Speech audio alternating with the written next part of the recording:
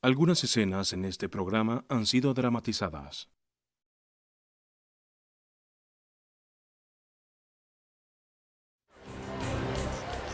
En California, un niño es asesinado en un abrir y cerrar de ojos.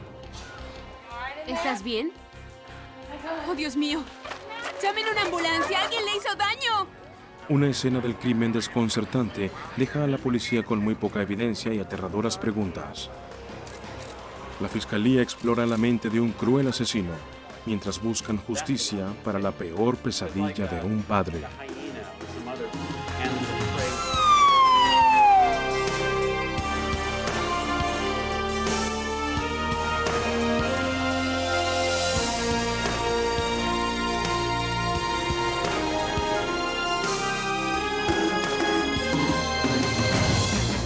Los fiscales, en busca de la justicia.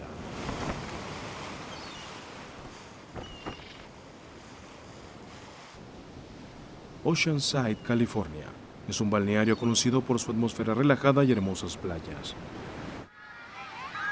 Pero en 1998, esta pequeña localidad californiana fue conmovida por un horrible asesinato. Tomas de archivo. Al fiscal David Rubin se le encomendó la tarea de hallarle sentido al aterrador crimen. Muchos asesinatos en los que he trabajado tienen el robo como motivo, o algún otro tipo de motivo que puedo decir, damas y caballeros, él hizo esto porque quería la radio, o lo hizo porque quería el auto, o quería tal otra cosa, pero para mí alguien que salió a matar sin razón era alguien diferente.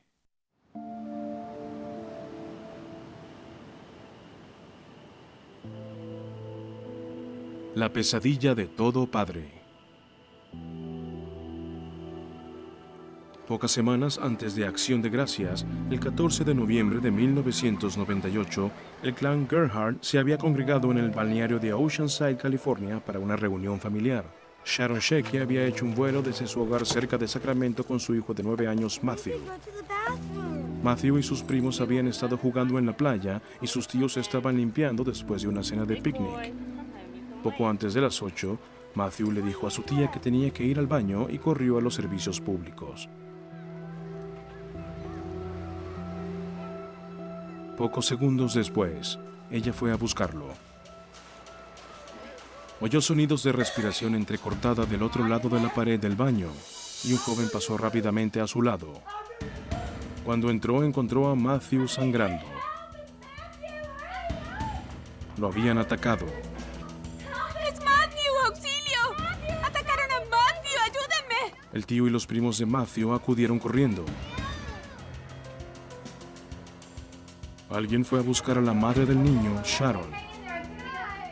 Descubrieron a Matthew en el suelo con una herida en la garganta. El tío de Matthew llamó a la línea de emergencia de la policía de Oceanside.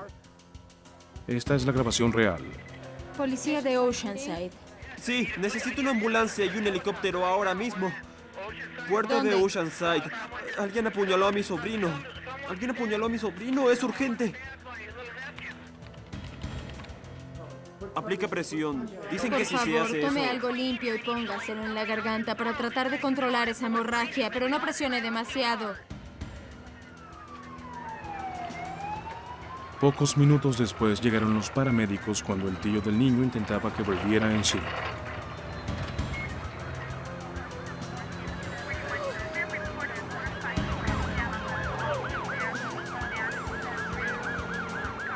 Pero a pesar de su rapidez y su pericia, los paramédicos no lograron salvar a Matthew. Fue declarado muerto en el acto.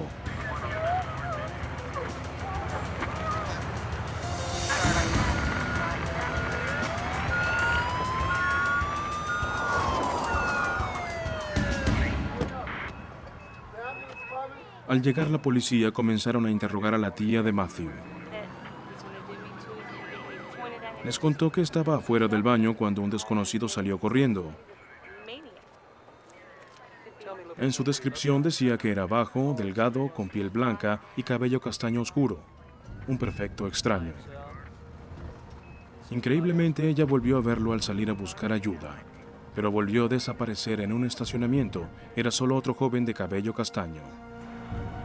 Tomas de archivo. La policía de Oceanside emitió un boletín general a todos los distritos vecinos y rodeó toda el área cercana. Registraron toda la playa buscando pistas sobre la identidad del atacante de Matthew. La mañana siguiente, la policía contactó a la fiscalía local. El detective Terry Jensen fue asignado para asistir en el caso. No había mucha evidencia física en la escena del crimen, y era vital encontrar testigos, las piezas claves que ayudaran a armar este rompecabezas. En ese momento no había ningún sospechoso ni información que a esa altura los ayudara a resolver el caso, de modo que ahí estaban ellos buscando lo que fuera. Se estableció un centro de comando en un remolque de la playa. Los oficiales se dispersaron para explorar el área, buscando pistas que los condujeran al asesino.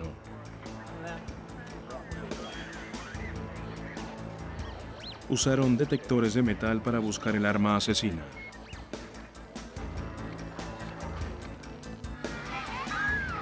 Como este era un crimen tan violento e injustificado y el sospechoso seguía libre, el fiscal David Rubin se reunió con Jensen en la escena del crimen. No estaba preparado para lo que vi. No hay forma de prepararse para eso. Entré a ese baño totalmente blanco y estaba todo salpicado de sangre. Uno quiere sacar a esa persona de las calles. Es alguien que mató a un niño solo por la emoción que le proporcionaba. Es alguien que debemos arrestar y hacer que lo juzguen. Para que juzguen al asesino, primero la policía debe atraparlo. Esperaban que hubiera dejado alguna pista en la escena del crimen. Pero los detectives no lograban determinar qué había ocurrido dentro del baño. Esperaban descubrirlo en la evidencia que brindaba la sangre. Necesitábamos que un experto nos diera toda la información que pudiera sacar de la escena del crimen, de esas salpicaduras de sangre, de lo que pasó. Sabíamos que Matthew estaba muerto, sabíamos que estaba tendido en el suelo. ¿Quién? ¿Cómo? ¿Qué había pasado? Necesitábamos una historia, algo que nos ayudara a entender qué había pasado. Después de trabajar en la escena del crimen durante 24 horas, los investigadores llamaron a Brian Kennedy, un experto en análisis de sangre radicado en el norte de California. Kennedy había pasado 20 años estudiando la física del asesinato, leyendo pistas escritas en sangre.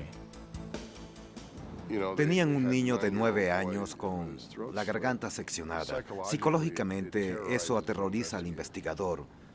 Él quiere saber todo lo posible para resolver este caso, se siente responsable ante los parientes del niño, siente sus emociones como suyas porque él también tiene niños y necesita saber qué pasó. La historia comenzó a revelarse ante Brian Kennedy mientras documentaba la escena del crimen.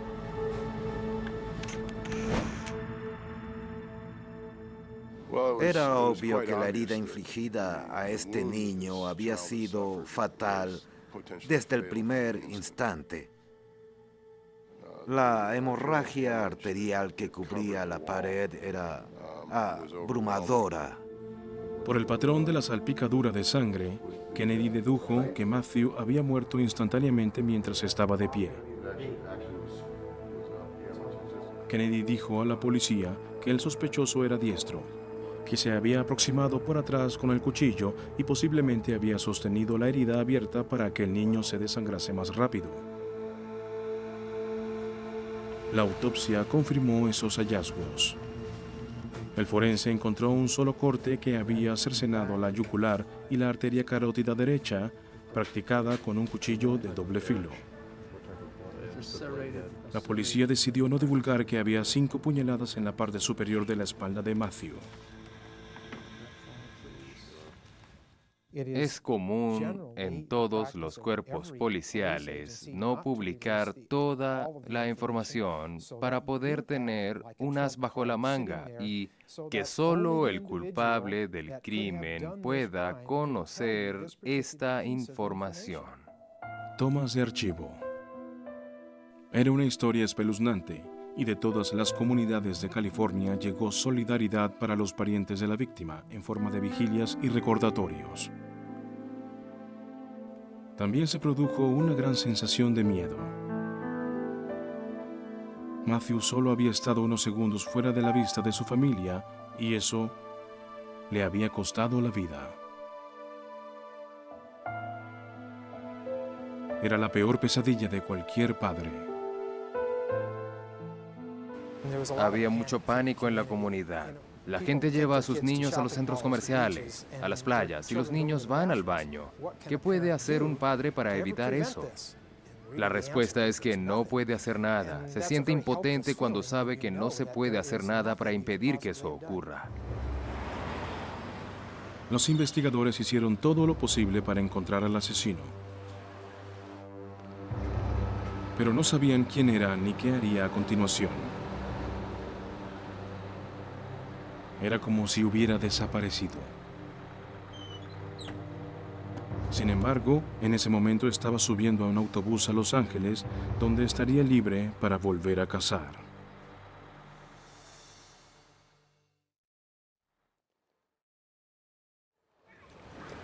El lunes 16 de noviembre de 1998, 2 días después de la muerte de Matthew Checkey, la ciudad de Los Ángeles escondía a su asesino.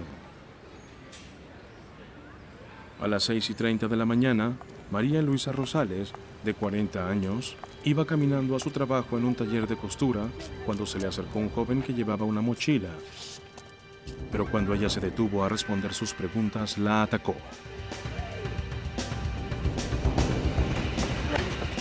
Por suerte, sus compañeros de trabajo llegaron y vieron el ataque.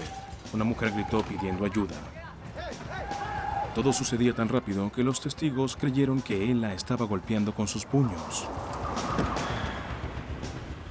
Otro compañero vio el incidente y corrió a ayudarles. El atacante, al ver que lo superaban en número, intentó escapar, pero lo acorralaron. Rodeado por los 3 hombres, dejó caer el cuchillo y se acurrucó en el suelo rogando que no lo golpearan.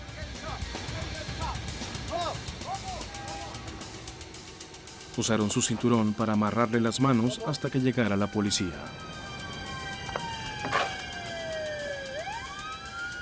Con su rápida intervención, salvaron la vida de María.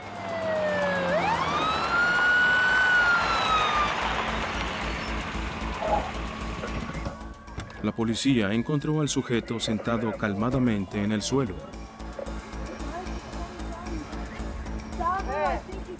Dijo que se llamaba Brandon Wilson y que todo había sido un error. Que él también perseguía al agresor y los hombres lo habían atrapado por error. Pero esta vez había testigos de su sangriento ataque.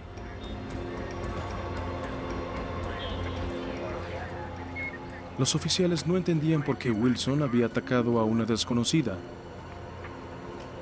Pero cuando comenzó a hablar, contactaron al fiscal de Oceanside, David Rubin. Los detectives de Los Ángeles en la división de Hollywood le preguntaron durante el interrogatorio si alguna vez había atacado a alguien como había hecho esa vez, y él dijo voluntariamente que sí, que lo había hecho en Oceanside un par de noches atrás, había matado a un niño. Llamaron a la policía de Oceanside para confirmar la veracidad de todo eso. Wilson les proporcionó detalles que no eran del conocimiento de la prensa y supieron sin duda que era el culpable o al menos alguien que lo sabía todo de ese asesinato. Aunque la apariencia del joven no encajaba con la descripción del sospechoso de Oceanside, Wilson afirmaba haber apuñalado a Matthew 5 veces en la espalda después de degollarlo. Este era uno de los detalles que solo el asesino podría saber. Los detectives de Oceanside fueron inmediatamente a Los Ángeles a recoger a Wilson para un interrogatorio.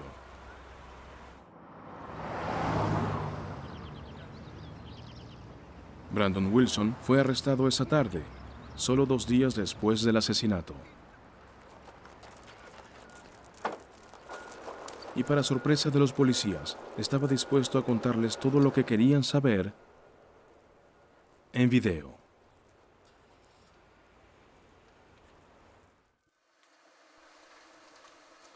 Sin saber qué diría Wilson, la fiscalía se aseguró de estar presente. Mientras venían en camino ya me habían dicho que esto estaba ocurriendo y quedamos en encontrarnos en la central de policía de Oceanside con representantes de mi oficina para observar el interrogatorio. Video policial. Estas son las cintas reales de la confesión de Brandon Wilson al detective McDonough de la policía de Oceanside. ¿Y cuál era su intención? Matar, encontrar una víctima. ¿Encontrar una víctima? ¿Así que estaba de cacería? Exacto.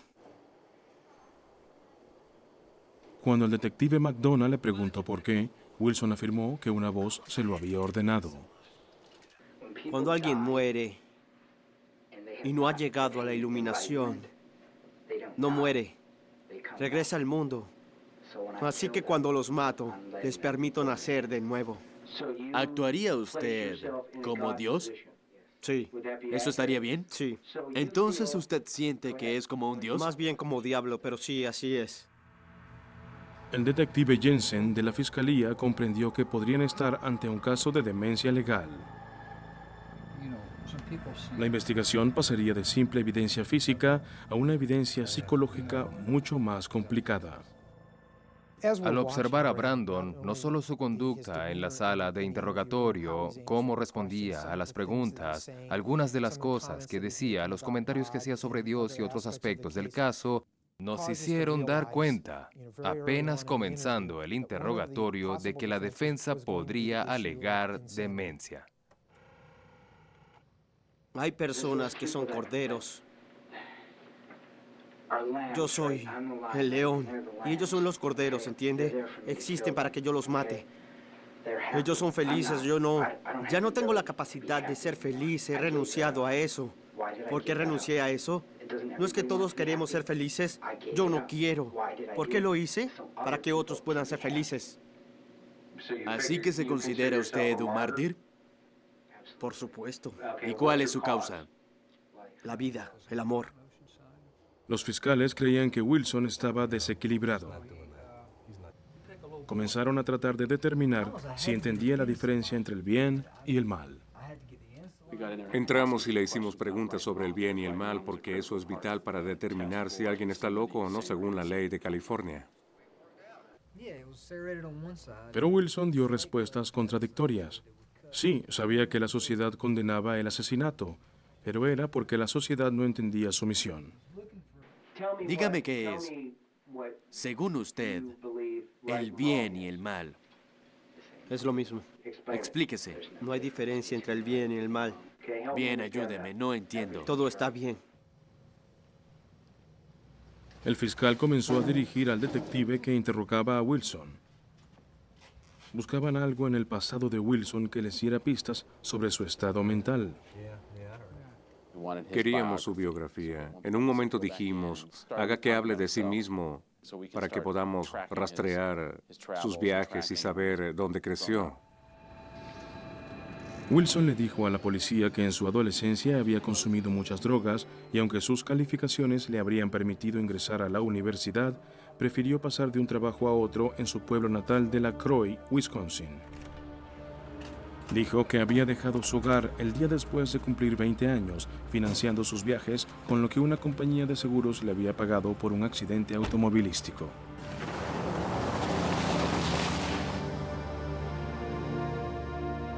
Wilson recorrió el oeste durante algunos meses, viajando por Seattle, Colorado y Oregon. Se describió a sí mismo como tímido y antisocial.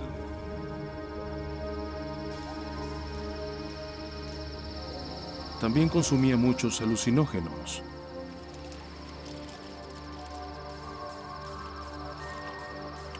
Una noche estaba acampando solo en el desierto de California y tomó 5 veces la dosis normal de LSD.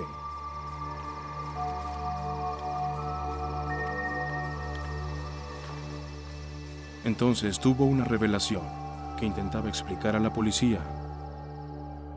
Lo entendí todo. Entendí el amor y lo que tenía que hacer para conseguirlo. Bien, ¿Sabe de qué estoy hablando? lo sigo. Y entonces supe lo que tenía que hacer. Estaba en una ciudad muy pequeña. No pensaba lo que realmente quería. Quería que me atraparan. Entonces me dije, voy a ir a Oceanside y hacerlo, porque había más personas y pasaría más desapercibido. Wilson afirmaba que de pronto supo a quién debía matar.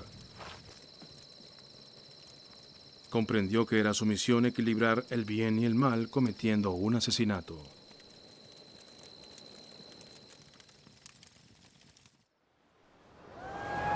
Wilson, quien había abandonado su auto un mes antes, tomó un autobús a Oceanside. En sus propias palabras, en la noche del asesinato, era un cazador, buscando a la perfecta víctima pura.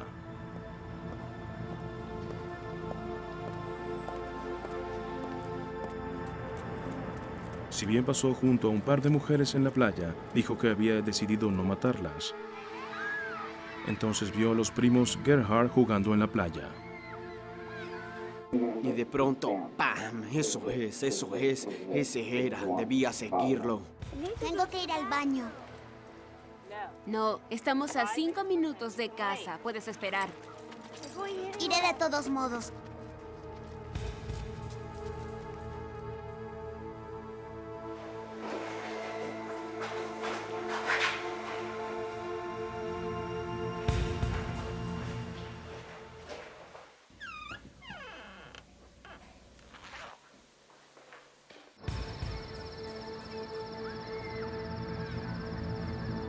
Está muerto. Me paro, comienzo a retroceder y oigo la voz de su madre. Para el fiscal Rubin, la conducta de Brandon Wilson no era la de un hombre demente. Wilson tenía control total cuando mató a Matthew Shecky. Su ataque contra el pequeño Matthew fue rápido y casi quirúrgico. Le cortó la garganta de un solo tajo. Sabía exactamente lo que estaba haciendo. En mi opinión, era alguien que mataba por la emoción de hacerlo. Después del interrogatorio de Wilson, la policía de Oceanside volvió a trazar los pasos del confeso asesino, incluyendo su habitación de motel, para llegar a la confirmación forense que necesitaban para la acusación. Tras registrar la habitación donde se había hospedado Brandon Wilson, encontraron sangre en los tubos debajo del fregadero. Ponlo en una bolsa.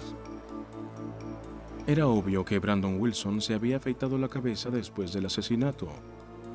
Los detectives visitaron las barberías locales para hablar con cualquiera que pudiera haberlo visto. La peluquera Lorraine Vulelich recordaba a Wilson por su reacción inusual. Él nunca se miró en el espejo, nunca se tocó la cabeza. Cuando le afeitamos la cabeza a alguien es un cambio drástico y la gente suele hacer alguna broma al respecto. Se tocan la cabeza, al menos se dan vuelta y se miran en el espejo. Porque cuando cortamos el cabello los tenemos de espaldas. Luego se levantó y le pagó a la cajera, tomó su cambio y se fue. Después, Wilson tomó el autobús al norte, a Los Ángeles, solo para volver a matar.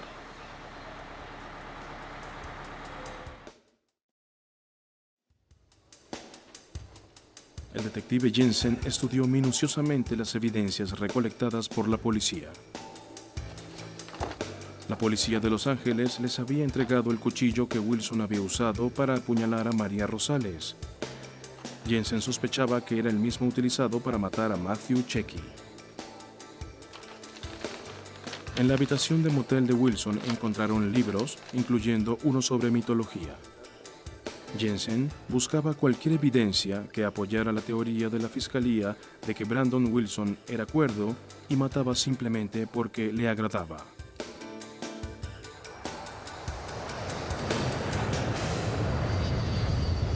Voló a Seattle para ver si alguno de los amigos de Wilson podría arrojar luz sobre su estado mental. En algunas de las entrevistas descubrimos que él había pensado en matar animales, que ya había pensado en matar antes. Hablando con su hermano y luego con su amigo de Seattle, Washington, nos enteramos de que había hablado de cómo sería ver la muerte, mirar a alguien a los ojos mientras moría y ver a la muerte a la cara. Brandon Wilson se había obsesionado con enfrentarse a la muerte. Mientras la policía seguía recogiendo evidencia, el fiscal David Rubin reunió a su equipo y comenzó a trabajar en los cargos formales. Como teníamos una confesión, ya no se trataba de buscar al culpable, sino de saber qué había pasado y qué clase de asesinato era. La fiscalía decidió pedir condena por asesinato en primer grado con agravantes especiales por acechanza. Esos agravantes, si eran probados, harían a Brandon Wilson candidato para la pena de muerte en el estado de California. Poco antes del juicio, la corte eligió un abogado para Wilson.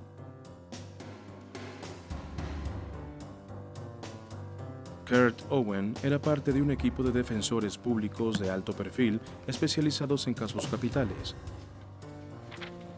En su primer encuentro con su cliente, descubrió que Wilson era un misterio para él.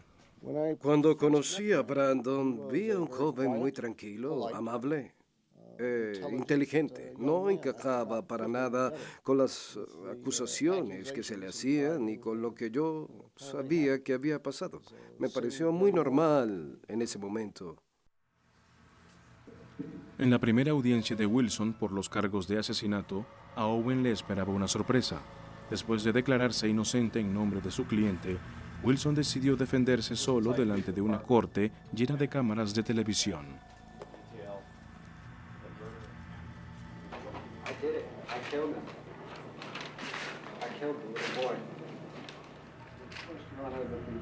El abogado de Wilson intentó impedir que su nuevo cliente hablara. Estoy tratando de que se calle porque acababa de hacer lo que se conoce como confesión judicial delante de 8 cámaras de televisión y 4 cámaras fijas, lo cual dificultaría aún más el caso, pero el juez aceptó los cargos y nos hizo salir de la sala. Wilson volvió a la corte una semana después, esta vez mucho más calmado. Owen comenzó con la única defensa posible. Si quería salvar la vida de su cliente, tendría que tratar de probar que Brandon Wilson estaba demente. Brandon no tenía nada que ganar. No era un robo. No había sido por sexo ni venganza, solo una selección fría de una persona desconocida para ofrecer como sacrificio a Dios. Me parece que cualquier jurado que vea esto llegará a pensar en algún momento que este hombre, Brandon, no está del todo cuerdo. Se trataba de usar el incidente en sí mismo para ilustrar una conducta sin sentido. No se puede explicar de ningún otro modo. En un tribunal, la demencia no es un estado científico ni moral. En California, tiene una clara definición legal. Desde el comienzo, los fiscales sabían que su misión sería probar que Wilson era un asesino de niños, que no estaba loco. Brandon Wilson fue arrestado menos de 2 días después del asesinato de Matthew Checky, de 9 años. Es extraño, de hecho lo es, pero así son las cosas. Yo no lo hice. Wilson confesó, dijo que había recibido un mensaje que le ordenaba matar. Su culpabilidad no estaba en discusión, su cordura sí. Corríjame si Sí, yo no quiero que esto sea así. Ojalá no lo fuera, pero lo es, ¿sí? El 14 de enero de 1999, Wilson se declaró al mismo tiempo culpable e inocente por demencia, abriendo la puerta a una audiencia especial donde un jurado decidiría si se enfrentaba a la pena de muerte o sería confinado a una institución para criminales dementes.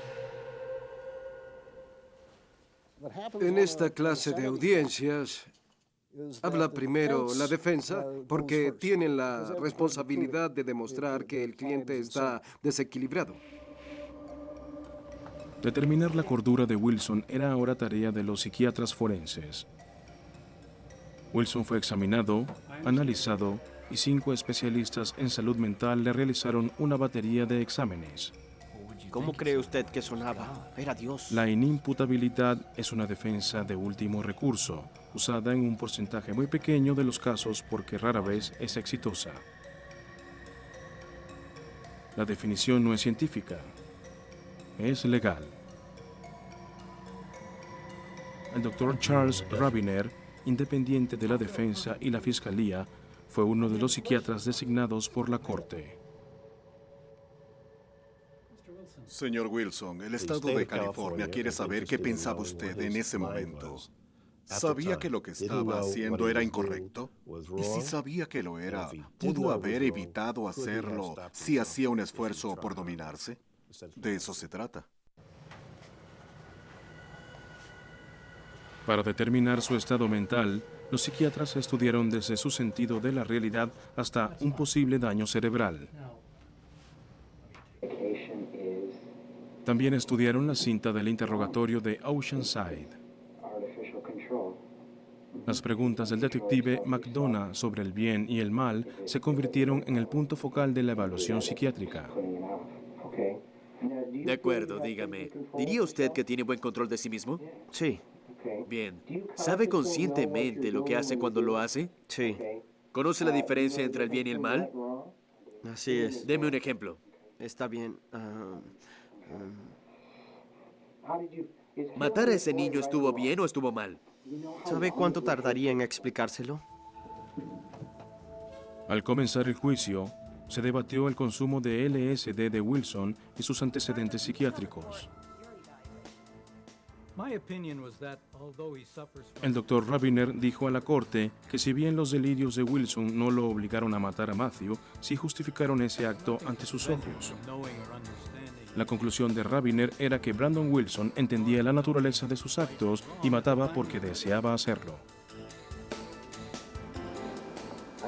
El abogado defensor Kurt Owen contrató a la experta doctora Donna Zimmerman para examinar a Wilson. Ella encontró evidencias de que Wilson estaba en efecto demente. Ella pensaba que Brandon Wilson sufría de un desorden psicótico, que lo hacía incapaz de distinguir entre el bien y el mal. Pero el testimonio de un experto famoso presentado por la fiscalía, el Dr. Park Dietz, fue sustancialmente distinto. En el estrado, Dietz usó los hechos que siguieron al asesinato de Matthew para demostrar que Wilson sabía muy bien que estaba bien y que estaba mal. Siguió huyendo y en un momento vio lo que creía era una patrulla policial acercándose y se lanzó a una zanja para evitar que lo enfocaran con sus luces y lo vieran. Cuando lo que le pareció una patrulla pasó, continuó huyendo hacia el motel, hacia su habitación de motel, y lo antes posible se encerró dentro de ella. Se lavó las manos, lavó toda la sangre del cuchillo, todos los aspectos de la huida, su intento de no ser capturado inmediatamente, indican que sabía que había hecho algo malo. Dietz explicó que al afeitarse la cabeza, Wilson demostraba que necesitaba disfrazarse. Otra prueba de que conocía la naturaleza de sus actos. Era muy importante que él supiera que la sociedad consideraría condenables sus actos, a pesar de que para él mismo estuvieran justificados. Que un acusado tenga la opinión personal de que lo que hizo está bien, no lo convierte en algo correcto. Si reconoce que sería condenado por la sociedad. Dietz tampoco aprobaba la teoría de la defensa de que Wilson era un enfermo mental y no diferenciaba el bien del mal. No es cierto que solo porque alguien esté enfermo no sea responsable.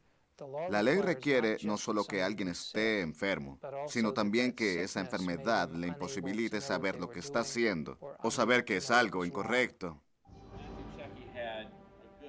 El jurado tenía toda una gama de opiniones y 5 expertos distintos. Pronto tendrían que decidir a quién creerle y si Wilson debía ir a un hospital o a una cárcel.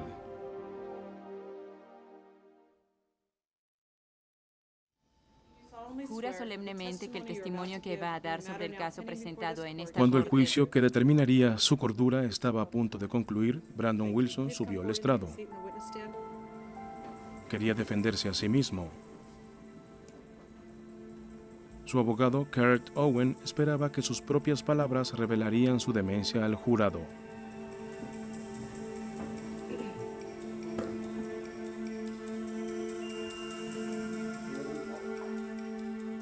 Owen comenzó preguntándole a Brandon Wilson sobre su pasado.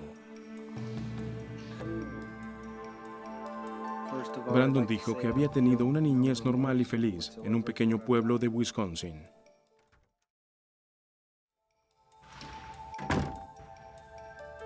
Pero a los 13 años se convirtió en un trofeo en el divorcio de sus padres.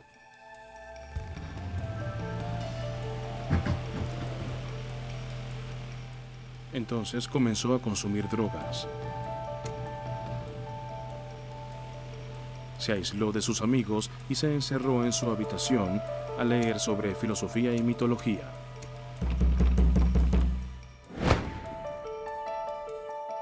Incluso lo arrestaron en una ocasión por intentar robar un auto y tuvo otros encontronazos con la ley por cosas como profanar una tumba y jugar al béisbol con los buzones. Wilson explicó al jurado cómo intentó huir de la rabia con LSD. ¿Usaba drogas? Sí. Esto le parecerá extraño, ¿sí? Dígame. Creo que si yo hubiera matado a mi madre cuando tenía 16 años, el mundo habría terminado en el año 2000 y todos estaríamos libres de esto y ahora no estaríamos sufriendo. En cambio, como no lo hice, todos sufriremos unos 1000 años más. Wilson le explicó al jurado que se había ido de casa al cumplir 20 años para viajar y decidir qué quería hacer con su vida. En ese viaje comprendió que tenía un lado maligno que existía en él por una razón: para matar a alguien. En su alegato final, el fiscal David Rubin describió a Wilson como alguien que sabía que lo que hacía estaba mal y mataba por placer. Y sabemos por sus acciones, no importa cómo se enfoque este caso, que conoce la naturaleza y calidad del acto, entiende la naturaleza de sus acciones y puede distinguir entre el bien y el mal. Puede distinguir porque sabe que está condenado por la ley y también por la moral, tal como la entiende la comunidad. Eso fue lo que les dije en mi alegato inicial hace 2 semanas. Creo que esta evidencia lo prueba concluyentemente. El acusado Wilson está de acuerdo y espero que así lo entiendan. Gracias.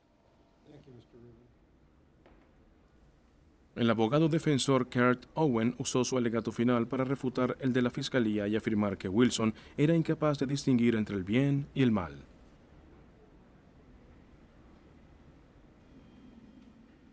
El señor Rubin y yo tenemos visiones diferentes sobre qué se debate en este caso.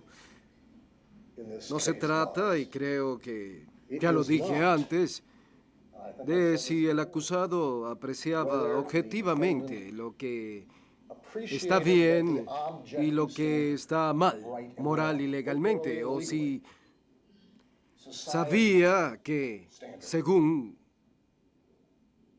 las normas sociales, lo que hacía estaba mal, según la moral y según la ley.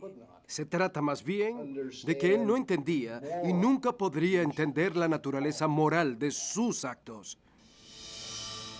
El caso estaba ahora en manos del jurado. Después de deliberar 2 días, el 28 de septiembre de 1999, el jurado regresó con una decisión. Nosotros, el jurado, en el caso ya mencionado, declaramos que el acusado Brandon H. Wilson estaba de acuerdo en el momento en que cometió los crímenes de los que se le acusa, a saber, asesinato en primer grado. Los fiscales se alegraron con la decisión, pero su trabajo aún no había terminado. Ahora deberían decidir si Wilson merecía la pena capital. Para eso, el fiscal tendría que describir en todo su horroroso detalle el asesinato de Matthew y el efecto que éste tuvo en sus seres queridos. Y sería convocado por Dios al círculo interno del En contraste a este horror, el abogado defensor de Wilson no escatimó esfuerzos para tratar de salvarle la vida a un joven que, a su juicio, padecía una grave enfermedad mental y merecía piedad. Brandon Wilson había sido declarado cuerdo tras admitir en la corte el asesinato de Matthew Checkey, de 9 años. Y ahora debía enfrentarse a un nuevo juicio en el que se decidiría su castigo. Debido a que había emboscado a Matthew antes de darle muerte, a Brandon Wilson podía aplicársele la pena de muerte. Los miembros del jurado oirían el testimonio de los familiares supervivientes de Matthew Checkey. El fiscal Rubin llamó a la madre de Matthew, Sharon, al estrado.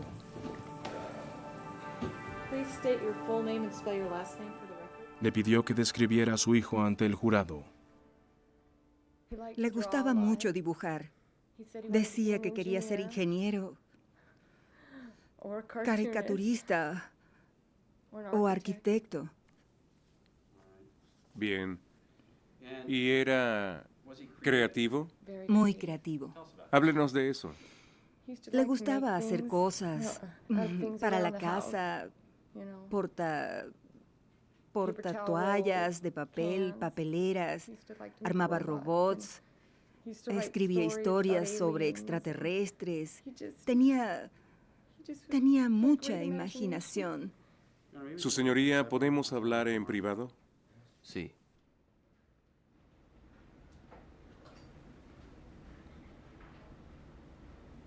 Mientras Sharon Checkey cedía ante sus emociones, Rubin hizo una pausa.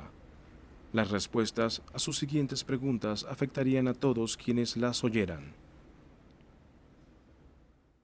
El momento más difícil para mí en todo el juicio fue cuando la madre de Matthew, Sharon Checkey, subió al estrado y tuvo que contarnos todo lo que vio aquella noche. Sí. Y cuando entró al baño, ¿qué fue lo que vio? Entré al baño corriendo y Matt estaba en el piso, acostado boca arriba. Tenía una chaqueta gris que le cubría hasta el cuello y su sangre cubría todo. ¿Qué hizo usted? Me arrodillé a su lado, le toqué el cabello y dije, Matt, es mamá, estoy aquí, resiste. Resiste. ¿No intentó resucitarlo? Sí. De acuerdo. ¿Y qué hizo para ello? Le hice respiración artificial, creo que 2 veces. ¿Vio alguna reacción? Sí. ¿Y qué vio? Vi que salía sangre por un lado de su boca y ponía los ojos en blanco. ¿En ese momento pensó que era una buena señal? No sabía. No veía su garganta y no sabía que estaba tan mal herido. Cuando Sharon Checkey, la madre de Matthew, bajó del estrado y salió de la sala, yo fui el primero que la vio. y ella cayó en mis brazos, casi con cierto alivio, y luego comenzó a llorar. Ese ha sido el momento más difícil que he vivido en mi carrera como oficial de la ley.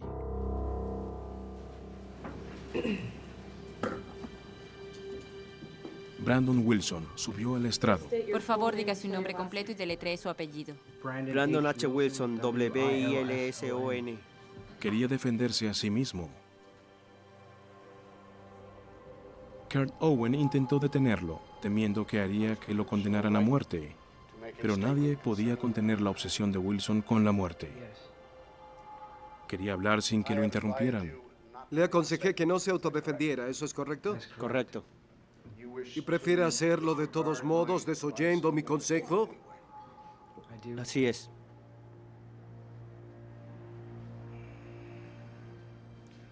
¿Qué desea declarar? Primero, quiero decir que no siento ningún remordimiento por lo que hice. Lo haría otra vez si pudiera.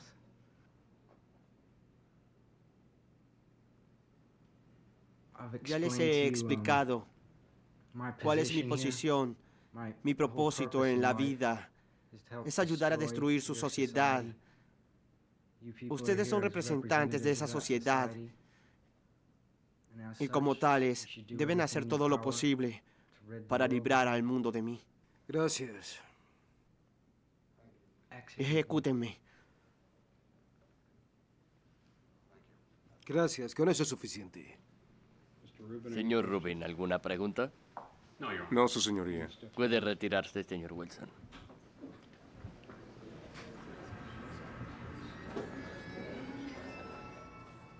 Por consejo de ambos, el señor Wilson está presente, señor Owen. Finalmente, Kurt Owen suplicó al jurado que mostrara clemencia y enviara a Wilson a la cárcel, donde podrían tratarlo por su enfermedad mental. Desde el comienzo, la pregunta siempre ha sido, ¿por qué? ¿Por qué? ¿Cómo pudo pasar? Hay un tratamiento disponible para enfermedades mentales en el Departamento Correccional de California, y con eso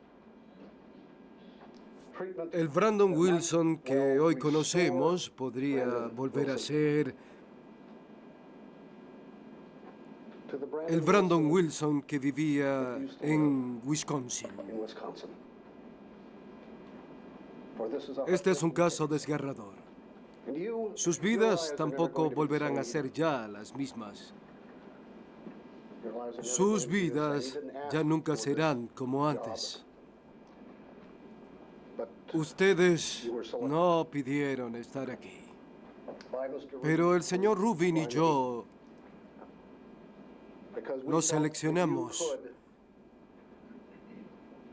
porque pensamos que podrían asumir la increíble carga de intentar decidir entre la vida y la muerte para el señor Wilson. La defensa alegó que con una sentencia de cadena perpetua, Brandon Wilson sería tratado por su enfermedad mental.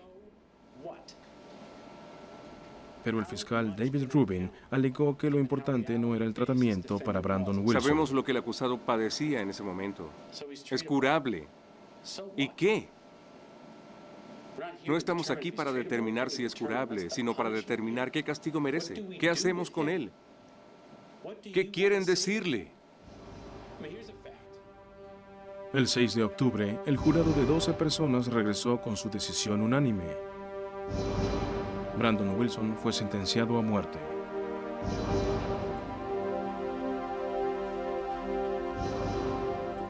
Después de que Brandon Wilson solicitara a la corte que lo ejecutase, el jurado accedió a su petición. Para Terry Jensen, el veredicto fue una señal de que el sistema funcionaba.